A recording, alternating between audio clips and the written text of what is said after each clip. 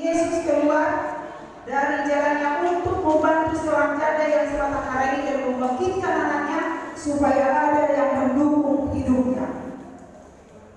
Kita bayangkan itu seorang janda yang sudah ditinggal suami, dia tadinya bersama anaknya dan anaknya pun apa?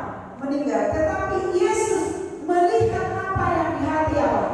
Janda itu. Dan pada saat itulah ya, walaupun Yesus dikatakan melanggar tradisi ya, dia melanggar tradisi bahwa dikatakan itu najis dan juga nanti kita pelajari waktu dia menjumpai wanita yang menyangkut perdarahan. Nah, dia membangkitkan putranya dari kematian. Kenapa dibangkitkan putranya itu? Nah, pada saat itulah Yesus menunjukkan kuasanya. Yang menunjukkan kuasanya, dia memberikan sentuhan belas kasihan, dan para pelayan itu dikatakan melihat kuasa Yesus dan memberi kesempatan untuk memuji Yesus. Nah, dan di sinilah dikatakan mereka mendapat kesempatan para pelayan itu memberikan apa? Pujian bagi Yesus. Artinya mereka melihat kuasa Yesus pada saat itu. Nah, itulah cerita di Nain. Yang kedua, wanita yang menyentuh jubah Yesus. Wanita yang menyentuh jubah Yesus. Ini di Markus 5 ayat 21 sampai 32. Yang menceritakan ya, kalau kita ingat itu wanita yang perdarahan 12 tahun. Bayangkan kita 12 tahun perdarahan. Dia tidak sembuh-sembuh. Dan di saat dia mendengar kabar tentang Yesus, ya, di saat wanita ini mendengar kabar tentang Yesus, dia memiliki iman yang kuat. Dia harus bertemu dengan siapa?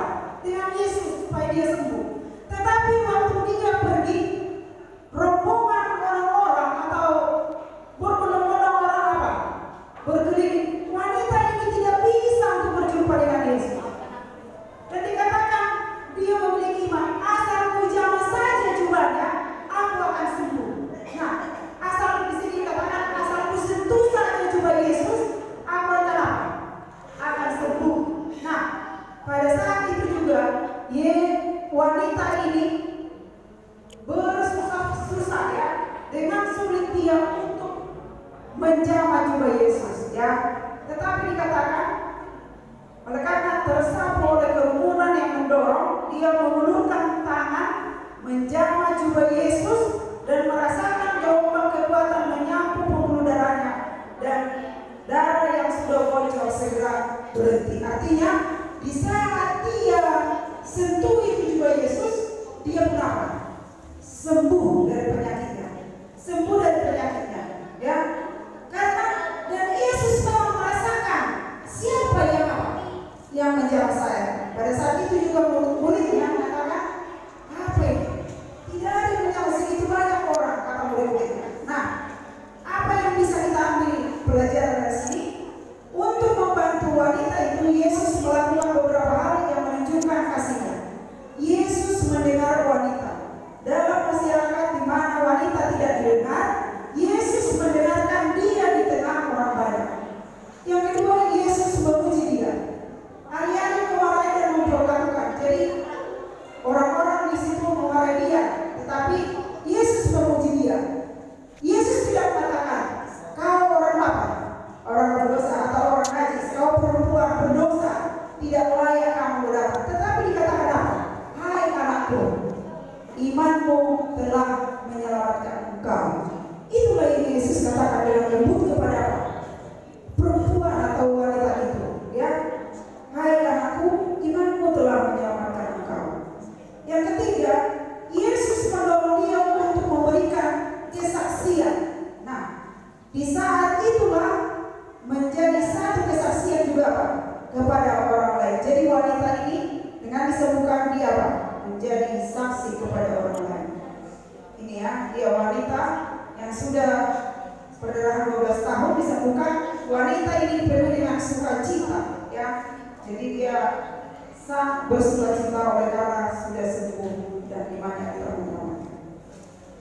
Yang ketiga, wanita dengan buli-buli pualam. Wanita dengan buli-buli pualam. Ini Matius 26 ayat 6 sampai 13. Di sini yang menceritakan wanita ini, wanitanya adalah sebagai wanita, ya wanita yang buruk kelakuannya, datang kepada Yesus. Dia membawa minyak narwastu. Dikatakan itu gaji dia setahun. Dia bawa itu kepada Yesus, dia urapi, dia tuang ke kepala Yesus, bahkan dia sekat rambut kaki Yesus dengan rambutnya, ya. Dan Yesus pun, dan wanita itu pun apa? Tersentuh oleh belas kasihan. Ini terjadi di rumah Simon di Betania, ya. Nah, dikatakan walaupun dikatakan dia mengeluarkan uang 300 dinar, ya, untuk membeli minyak narwastu ini, oleh karena dia menyesali perbuatannya dan datang kepada Yesus dengan segala kerendahan hatinya, dia pun melakukan itu dan menyekap kaki Yesus. Lalu dikatakan, ini boleh kita bayangkan, 1 dinar itu katanya kalau kita baca itu di kamus Alkitab, 1 dinar gaji sehari, ya. Jadi ini 300 dinar untuk membeli minyak narwastu yang dibuat wanita ini ke kaki Yesus. Banyak dari murid Yesus yang tidak suka waktu wanita ini datang kepada Yesus, termasuk si Judas. Si Judas ini yang kritik, ya, untuk apa ini, ya. Tetapi dikatakan mereka karena di tradisi mereka wanita tidak perlu, ya, datang kepada Yesus pada saat itu. Nah, alih-alih kami bertentangan dengan tradisi Yahudi, apa yang bertentangan? Yang pertama dikatakan mengacaukan pesta pria, memecahkan buli-buli pualam yang berharga, buang-buang uang. Jadi mereka buang-buang uang, katanya pemborosan, mengurai rambutnya untuk dilihat semua orang. Nah, itulah yang dilakukan wanita itu. Tetapi Yesus mengatakan biarkan dia lakukan. Itu yang dikatakan kepada murid-muridnya, ya. Nah, yang keempat, janda dengan 2 peser uang. Janda dengan 2 peser uang. Ini tertulis di dalam Markus 12 ayat 41 dengan sampai 44. Jadi waktu mereka di tempat ibadah itu, datanglah seorang janda. Waktu pengumpulan persembahan, datanglah seorang janda yang miskin, menjatuhkan persembahannya 2 peser. 2 peser di tempat persembahan. Lalu Yesus katakan kepada murid-muridnya, lihat, ya, perhatikan itu janda. Dia memberikan dari segala yang dia miliki, ya. Dia memberikan dari apa yang dia miliki, dari hatinya yang paling dalam kepada apa? Tuhan, untuk persembahannya. Tetapi orang kaya itu dikatakan dia memberikan dari apa? Kelebihannya. Itu yang dikatakan kepada murid-muridnya. Yesus memperhatikan, walaupun dikatakan orang lain tidak ada apa? Memperhatikan. Inilah pelajaran yang kita ambil. Yesus memperhatikan wanita itu, walaupun tidak ada orang lain yang apa? Yang memperhatikan orang wanita tadi. Yesus mengenali hadiahnya dengan matanya yang menembus keduanya, keadaan dan hatinya. Dia mengenali sifat menakjubkan dari persembahannya. Tidak ada yang terlalu kecil bagi Yesus ketika kita memberikan persembahan dari sepenuh hati kita. Nah, dari hati kita, sepenuh hati kita. Nah, Yesus juga melihat iman dari ibu tadi, janda yang memberikan 2 peser tadi. Nah, tetapi inilah yang apa? Yang diperhatikan Yesus. Dialah yang memberikan, katanya, lebih banyak dan lebih berharga daripada yang lain. Oke. Yang kelima, wanita di sumur. Ini wanita di sumur. Yohanes 4 ayat 1 sampai 42. Nah, di sini waktu Yesus pergi ke sumur Yakub, ya, pada saat itu sumur Yakub ini adalah tempat mengambil air, ya.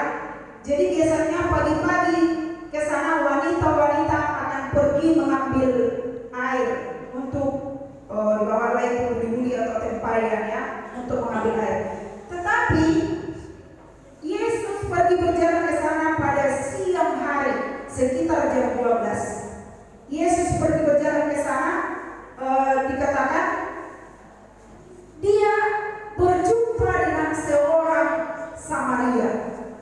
Ada satu orang wanita datang pada siang hari ke sumur itu, yang biasanya orang datang pada pagi hari. Nah, karena dikatakan kebiasaan Yahudi menyatakan bahwa pria tidak boleh berbicara dengan wanita di jalan, bahkan istrinya sendiri, untuk menghindari penampilan jahat.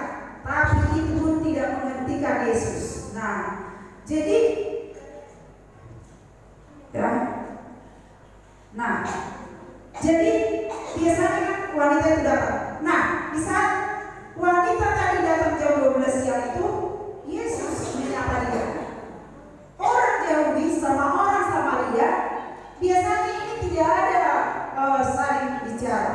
Tetapi Yesus menegur perempuan tadi, ya, di waktu panas terik matahari dia tegur.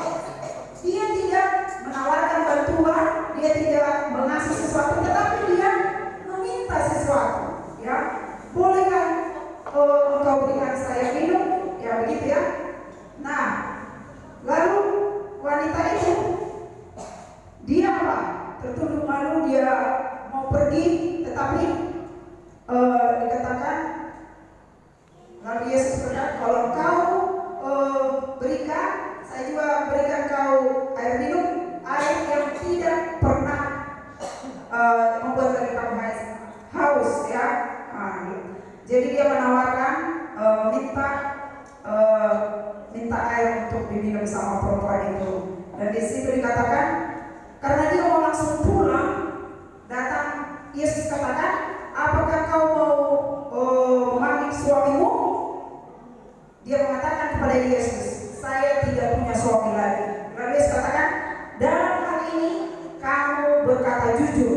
Nah, disitulah Yesus katakan bahwa saya ini apa? Akan jika engkau tahu tentang karunia Allah, katakan siapa yang berkata kepadamu, berilah aku minum. Misalnya engkau telah meminta kepadanya dan ia memberimu air hidup. Di saat wanita ini mendengar itu, dia pun apa? Inilah yang saya dengar itu, Yesus, ya. Akhirnya dia pun pulang, ya, karena dia katakan ini yang tadi berkata jujur. Dia pulang, dia pergi ke ke desa itu. Dia mengatakan, dia memberitakan Yesus, mungkin ini Kristus. Dia katakan, dia katakan, saya bertemu dengan apa? Yesus dengan sukacita. Akhirnya dia menceritakan di Samaria itu bahwa dia bertemu Yesus yang memberikan air kehidupan baginya. Nah, Yesus tidak mengutuk wanita tadi, ya, karena wanita itu sebenarnya wanita. Kenapa dia siang hari ke sumur? Supaya tidak ada orang melihat, karena dia adalah orang yang kelakuan buruk, ya, yang mungkin sesuatu yang tidak baik lah. Jadi Yesus tidak mengutuk, tetapi memberinya harapan. Wanita itu berbagi kabar baik dengan tetangganya. Beberapa tetangga kembali untuk mendengar Yesus. Banyak orang Samaria dari kota itu percaya kepadanya oleh karena kesaksian perempuan tadi. Nah, justru perempuan itu apa?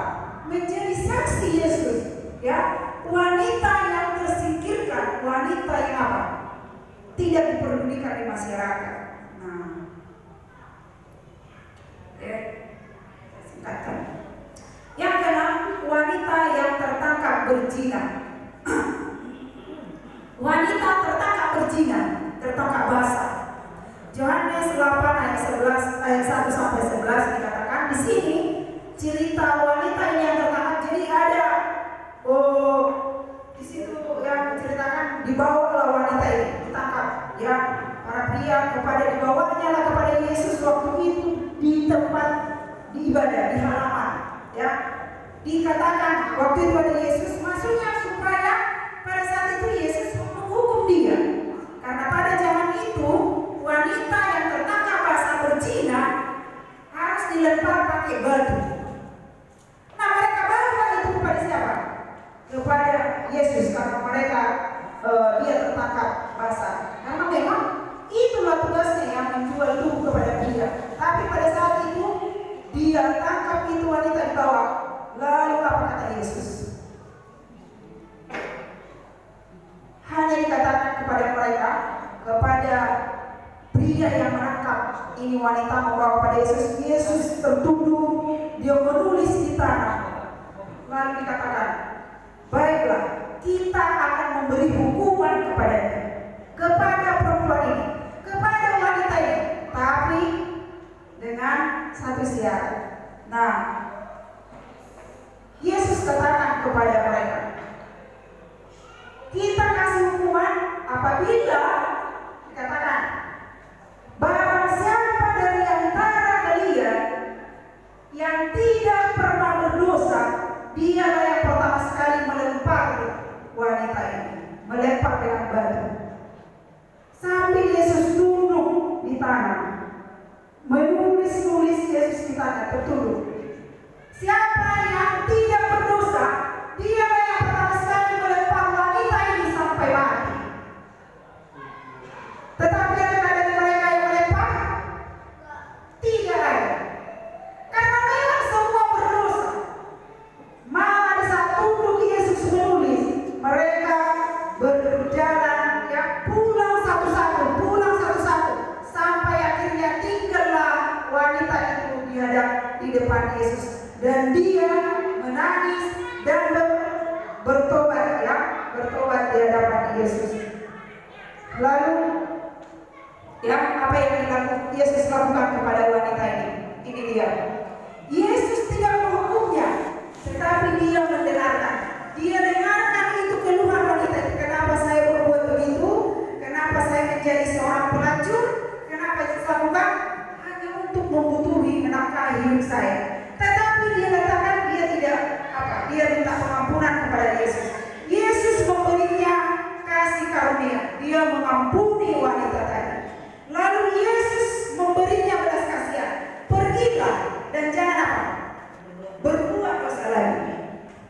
Wanita ini pun dengan senang hati dia juga pergi dan tidak berbuat dosa, bahkan dia menjadi saksi Yesus, membawa kabar baik tentang Yesus. Ini wanita yang terpikirkan, yang tidak mungkin ada apa-apanya di masyarakat. Yang ketujuh, yang terakhir, wanita pertama yang melihat kebangkitan Yesus. Wanita pertama yang melihat kebangkitan Yesus. Jadi wanita yang pertama melihat kebangkitan Yesus. Nah, ini tertulis dalam Yohanes 20 ayat 1 sampai 18. Ini adalah siapa? Maria, Maria Magdalena. Waktu dia Yesus mati hari Jumat, dia dikuburkan. Nah, di situ dia pagi-pagi sekali dia pergi ke kubur. Dia tidak melihat siapa lagi? Melihat Yesus. Dia tidak melihat, dia menangis di situ. Dia menangis, Maria ini menangis di kubur Yesus. Kemana ini mayat Yesus? Siapa yang mengambil? Lalu dia pergi lagi ke orang murid-muridnya. Yesus tidak ada lagi dikubur. Lalu murid-murid datang melihat, tidak ada lagi. Murid itu karena tidak ada pergi, Lalu tinggal lagi si Maria di situ. Dia menangis lagi di tempat itu, di kubur itu. Kemana Yesus pergi? Lalu yang tanpa disadarinya, malaikat Tuhan berdiri di belakangnya. Dia menangis. Dia tidak kenal. Kenapa kamu menangis? Maria, kenapa kamu menangis? Dia menjawab, Yesus kami hilang. Lalu bilang Yesus tidak hilang, tidak diambil. Nah, jadi apa yang Yesus lakukan pada saat itu? Bayang. Yesus berbicara kepadanya, siapa yang kamu cari? Nah, dia bertanya kepada Maria karena dia menangis di dekat kubur Yesus itu. Yesus bersimpati kepadanya. Ibu, mengapa kamu menangis? Yesus memanggilnya dengan nama Maria. Ketika dia mengatakan itu, dia menyadari bahwa dialah Yesus. Nah, jadi dia tampakkan, dia beritahu kepada si Maria sudah bangkit, dia tidak diambil ya. Jadi wanita dapat menjadi alat kebenaran, memberikan pelayanan suci. Maria lah yang pertama kali mengorbankan Yesus yang telah bangkit. Jika ada 20 wanita seperti Maria Magdalena yang akan menjadikan misi ini sebagai pekerjaan mereka yang berharga, kita akan melihat lebih banyak lagi yang bertobat kepada kebenaran. Pengaruh yang halus dan lembut dari para wanita Kristen dibutuhkan dalam pekerjaan besar mengkhotbahkan kebenaran. Nah, jadi kepada kita semua, jadi BWA ini atau ibu-ibu semua, memang kalau kita lihat di dalam gereja sekarang yang lebih banyak bapak-bapak atau ibu-ibu, ya. Makanya kita memang selalu dihimbau, ya. Ada konvensi ya, ada sertifikasi ya, sertifikasi bapak-bapak kamu datang seperti ini kan. Kenapa? Karena memang kita lah yang lebih sering mungkin bergaul, yang sering bekerja, mungkin menjalin komunikasi. Nah, jadi kepada kita semua ini kami dapatkan di sertifikasi level 3 ya. Memang itu semua pelajaran itu bagus, tetapi untuk kehidupan itu harus kita berjuang atau minta kekuatan daripada Tuhan. Nah, Tuhan saja bisa membuat atau menggunakan perempuan-perempuan ini yang sudah tidak mungkin, boleh katakan tidak layak terpikirkan atau yang tidak diperlukan, dihormati Tuhan dan digunakan untuk menjadi alat untuk menyampaikan kabar baik kepada orang lain. Nah, jadi kepada kita semua, ya, kepada kita semua, 7 tadi contoh wanita dalam perjanjian baru ini menjadi satu pelajaran bagi kita, khususnya